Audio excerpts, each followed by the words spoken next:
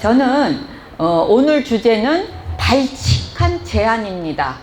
제가 제안하는 것이 엉뚱하고 못됐고 버르장머리 없어서 발칙한 제안이라고 제가 제목을 붙였습니다. 그러니까 여러분들도 그냥 가볍게 그런 일도 있겠구나, 그런 제안도 할 수 있겠구나 하고 가볍게 들어주셨으면 좋겠습니다. 현명한 소비를 하여야만 나눔과 기부를 실천할 수 있습니다. 나눔과 기부를 할 수 있는 행복한 생활을 하기 위해서 전제 조건이죠. 그래서 제가 누누이 현명한 소비에 대해서 말씀드리는데요. 제가 한 사람한테 이런 제안을 하면 잔소리라는 얘기를 듣겠죠. 근데 여러분한테 같이 얘기를 하면 제안이 되는 겁니다. 그래서 오늘 제가 발칙한 제안을 하겠습니다. 제가 실천하고 있는 소비 습관에 대해서 말씀드릴게요. 지하철 환승이 4번 된다는 것을 모르시는 분은 없을 겁니다. 지하철은 30분마다 환승하시면 4번을 공짜로 타실 수 있습니다. 이것이 바로 재테크가 아니고 무엇이겠습니까? 근데 저는 거기에다가 시테크까지, 시간 절약하기까지 같이 넣습니다. 어떻게 하냐면요, 주민센터 가서 뭐 주민등록증이나 인감증명 하나 띱니다. 바로 30분 안에 빨리빨리. 30분 안에 또 지하철을 탔었으면 바로 버스를 타야 됩니다. 여기에 3가지 팁이 있는데 30분 안에 갈아타셔야 됩니다. 또 지하철과 지하철을 이용하시면 안 됩니다. 지하철과 버스, 그 다음에 지하철을 하시면 됩니다. 또 같은 번호 401번 타고 오셨는데 또 401번 타시면 또 안 됩니다. 이 3가지 시행착오를 겪으시지만 않으면 시테크하고 재테크는 보장이 되는 겁니다. 그래서 저는 주민센터 가서 볼일 보고, 은행 가서 볼일 보고, 뭐 마트 가서 뭐 살 거 사고, 이렇게 해서 30분 안에 싹 돈 다음에 최종 목적지를 가는 것입니다. 그래서 오늘도 최종 목적지 전에 그렇게 갔다 왔습니다. 그래서 최종 목적지는 최소한 1시간이나 2시간이 소요되죠. 그럴 때는 이제 4번 환승하고 5번째 딱 느긋하게 시간을 보내시는 겁니다. 그래서 이게 이렇게 생각해 보면 별로 도움이 되는 것 같지 않습니다. 그런데 이게 시간 절약에 또 하나 운동 효과도 있습니다. 빠르게 움직이다 보니까. 그 다음에 이제 재활용하기, 이거는 누누이 다 아시죠. 근데 저희 집에서는 먼지하고 머리카락만 이제 저거로 나갑니다. 어떻게 하냐면 우유팩을 있으면 뭐 우유팩을 어디다 써, 그리고 다 버리시잖아요. 우유팩을 네모나게 다 이렇게 잘라서 말려서 생선을 구울 때 프라이팬을 덮습니다. 그러면 우유팩 안에 그 코팅되어 있는 그 소재가 엄청 좋은 거예요. 몸에도 유해하지 않습니다. 그러면 기름이 튀지 않아서 참 좋고요. 그렇게 한번 써서 버립니다. 또 튀김옷을 만들면 튀김 밀가루가 좀 남지 않습니까? 그러면 그거를 그냥 바로 설거지에 사용합니다. 그러면 뭐 설거지에 주방세제가 필요 없어요. 그럼 주방세제는 또 언제 씁니까? 뭐 밖에서 식사하시나 집에서 식사하나 뭐 김치 국물이나 기름이 튀었으면 바로 주방세제로 닦으면 드라이 클리닝 안 맡겨도 되십니다. 그래서 집안에서 또 뭐 당연히 뭐 달력이니 뭐 무슨 봉투니 이런 걸 이면지로 활용하는 그런 재활용은 뭐 물론 하죠.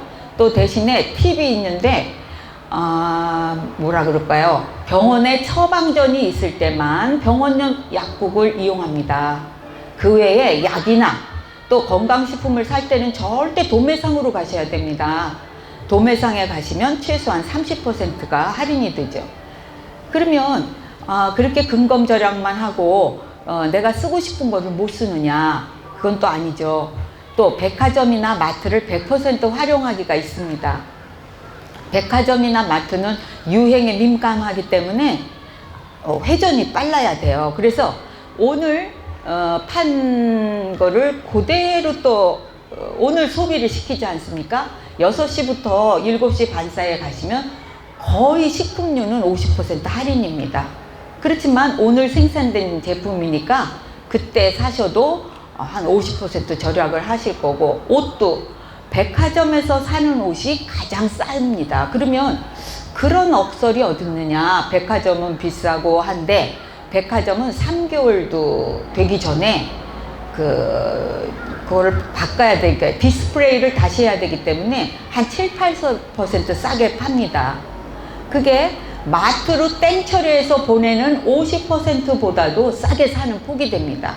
그러니까 백화점에서 3개월쯤 지나서 7, 80% 할인해서 사시겠습니까? 마트 가서 땡처리 물건 50% 싸게 사시겠습니까? 또 한 3개월 지나면 이제 조그만 이제 더 작은 규모의 마트에 또 50% 또 더 할인해서 나가겠죠. 그러니까 가장 민감한 것을 우리가 이용하는 것입니다. 그러면 누가 여기서 손해를 봤을까요? 기업체는 기업체대로 이익을 받습니다. 제 가격에 백화점에 넘겼기 때문이죠. 그러면 또 아주 따져서 누가 손해를 받느냐 하면 신상품을 제일 먼저 가서 사신 귀부인이 손해를 보신 거죠. 근데 그분은 얼리 어답터처럼 자기가 제일 먼저 사야 되는 가심비를 중요시 여기는 사모님들 때문에 저희는 가성비를 중요시하는 저희들이 이익을 보게 되는 것입니다. 그래서 저는 식품이고 옷이고 다 백화점에서 구매를 합니다. 하지만 마트보다도 싸게 사는 거죠. 그러니까 저는 가심비도 얻은 폭이 되는 거예요. 그래서 여러분도 기분을 내시려면 기분은 기분대로 내시면서 절약하는 그런 방법을 쓰시면 되겠고요.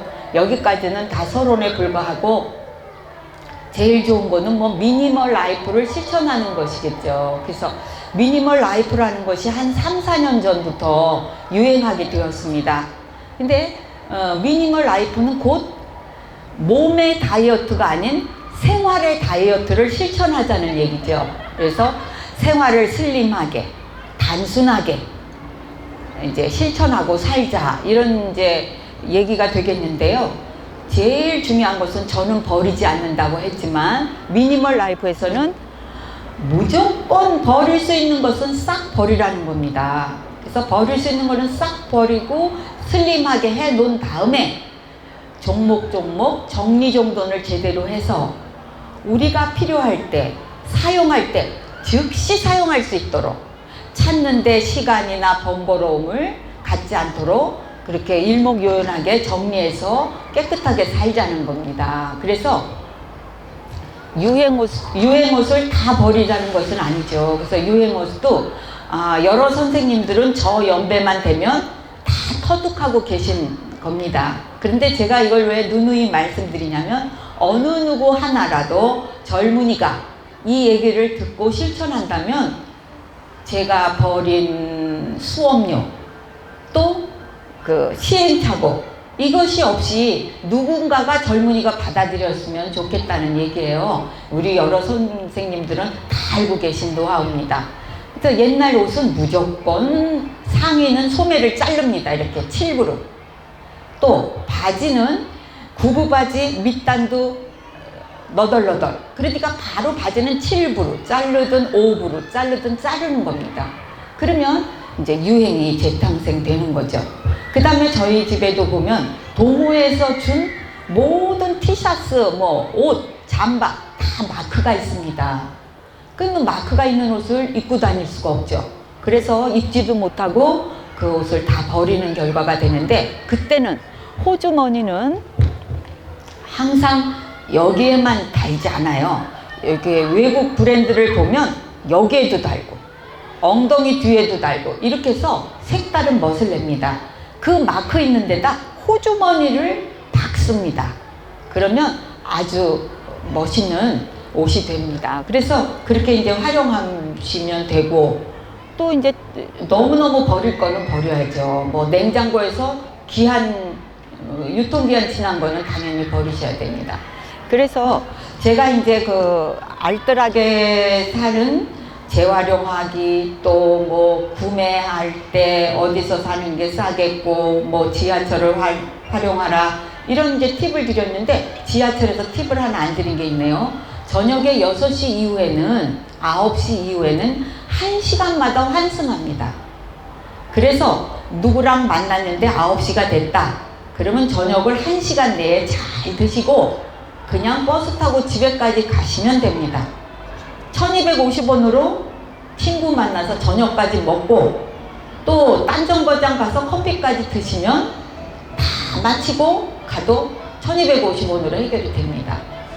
이제 이런 팁을 드렸고, 아이고 저 강사님은 맨날 알뜰하게 쓰기 뭐 이런 것만 자꾸 제안을 하시네. 그래서 오늘은 정책을 한번 제안을 드려볼까 합니다. 1부는 소비에 대한 제안, 2부는 정책에 대한 제안을 드리는데요. 그래서 발칙한 제안입니다. 누가 공무원이 들으면 저런 허무맹랑하고 못돼 빠진 제안이 있나. 하지만 발랄하고 아주 신선한 제안이 될 수도 있습니다. 오늘 제가 처음 공개하는 겁니다. 왜냐하면 딴 사람이 이걸 베낄까봐 저 혼자 노심초사하고 간직하고만 있었는데 이제 간직하기에도 너무 시간이 빠릅니다. 빨리 터뜨려야 될 것 같아서요. 그래서 저희가 1세부터 5세까지 아이 기르는데 모두 혈안이 돼서 힘들어합니다. 모든 국민이. 그래서 신혼부부는 아이도 낳지 않습니다. 이제는 국가와 국민이 이걸 해결해 줘야 될 때라고 생각을 합니다. 그래서 옛날에 공산주의에서는 타가소라는 게 있었습니다. 유치원 가기 전에 정부에서 다 키워줬죠. 거기서 뭐 세뇌 교육을 시켰느니 뭐 김일성 뭐 수령이 어쨌느니 이런 얘기 많이 들으셨죠? 저희는 민주주의 국가니까 타가소는 아닙니다. 대신에 1세부터 5세까지는 유아원, 구립 유아원이라고 명명을 해서 운영을 했으면 좋겠습니다. 그러면 장소와 선생님들은 어떻게 할 것이냐. 근데 그 문제 있죠. 근데 아이들을 하도 적게 낳아서 초등학교 아이들이 한 반에서 15명이 공부를 한다고 합니다. 그래서 서울에도 학교를 둘이 하나로 합치고 하나가 이제 뭐라 그러죠? 폐교가 될 지경인데 이것도 수익 논리에 의해서 이거를 재개발해서 주상복합 아파트를 세우든지 또 딴 데 기업에다 팔아서 건물을 세우고 이런 기업 논리 때문에 실천을 못 하시는 겁니다. 그거를 1층에 있는 모든 교실을 유아원 교실로 막 만듭니다. 별로 돈이 안 들겠죠. 그래서 1층은 그 구에 있는 모든 어린이는 거기다 가시면 됩니다. 무상으로. 그러면 선생님은 어떻게 조달할 거냐. 저처럼 시간과 건강이 허락되는 분들이 일주일에 한 2~3시간 정도 자원봉사를 해주시면 거기는 지식과 뭐 노력도 필요 없습니다. 여태까지 해온 일을 그냥 실천해 주시면 됩니다. 그러면 수익 사업은 없지 않느냐. 그 학교가 교육 지금 뭐라고 부르죠? 교육지원부인가? 교육부라고 칩시다. 교육부 자산이라면 그 자산을 수익 사업을 하려면 그 마당을 주차장으로 활용을 하시면 됩니다. 그러면 지역 주민들이 돈 내고 주차하니까 얼마나 좋겠어요. 그러면 2층, 3층, 4층, 5층 그 교사는 애들이 올라다니면 안 되니까 1층만 유아원으로 쓰고 2, 3, 4, 5층 같은 것을 아파트로 리모델링 하시면 됩니다. 엄청난 가구 수도 나올 거고 리모델링을 하면 아주 요지에 좋은 신혼부부 주택이 나올 거라고 생각합니다. 이렇게 정책을 관심을 갖고 입안을 하신다면 못할 일이 없는 겁니다. 20만 원씩 줘서 집집마다 그거를 아이 교육에 쓰지도 않고 모닝 카페가 늘었다고 하는 소리도 듣고 그런 20만 원을 갖고 유아원을 정부 차원에서 지원을 하신다면 말끔히 해결될 거라고 제안을 드립니다. 그래서 여태까지 발칙한 제안 드렸고요. 다음에는 세금을 그렇게 이 잡듯이 안 해도 세금이 저절로 거치는 그 발칙한 제안을 다음 시간에 드려볼까 합니다. 지금까지 길거리 강사 윤혜경이었습니다. 감사합니다.